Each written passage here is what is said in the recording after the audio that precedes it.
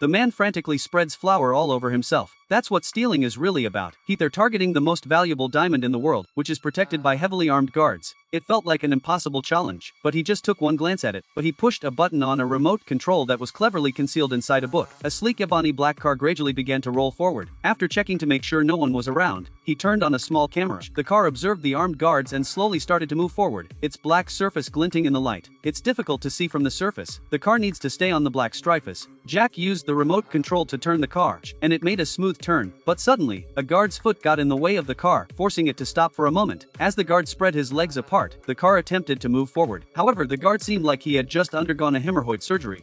Constantly shifting his feet, Jack was on the lookout for a chance, patiently waiting for the guard to steady himself so he could dash across. As the car slowly rolled into the fence, it got really close to the big diamond. When the car reached the bottom of the booth, he put the car in crawling mode. The car slowly lifted off the ground and adhered to the wall. Just as it was about to ascend, it suddenly dropped back down. But fortunately, Jack managed to regain control of the machine. Before long, he stabilized it once more, and the school bus began to ascend slowly again. Once the bus arrived at its designated spot, it started to transform for the second time. It extended its 5-meter-long mechanical arm and effortlessly grabbed the diamond. Meanwhile, Jack set up a projection transmitter on the side. As soon as the diamond was taken out, a holographic diamond materialized. If you don't touch it, no one should be able to tell that the diamond is missing. The projection definitely has a significant flaw. Meanwhile, the police were heavily armed and on standby. At another Mew had set up a dragnet in expectation of the thief's arrival. They set up a trap, but after a long wait, there was still no sign of the robber. But just when Detective Charlie was feeling stuck, the curator happened to strike up a conversation with him and casually dropped the bombshell that the town's treasure, which consisted of valuable diamonds, had been shipped off to other museums for display the day before. Realizing the gravity of the situation, Charlie quickly headed to the museum. It's time to go, so urgently notified the nearest assistant to intercept. David was still stuck in the hall, desperately trying to find a way out. Meanwhile, the assistant sped to the museum on his motorcycle. As soon as he got there, he quickly called the security guards to close off all the exits, but it was just in the nick of time. The assistant unexpectedly bumped into an elderly man,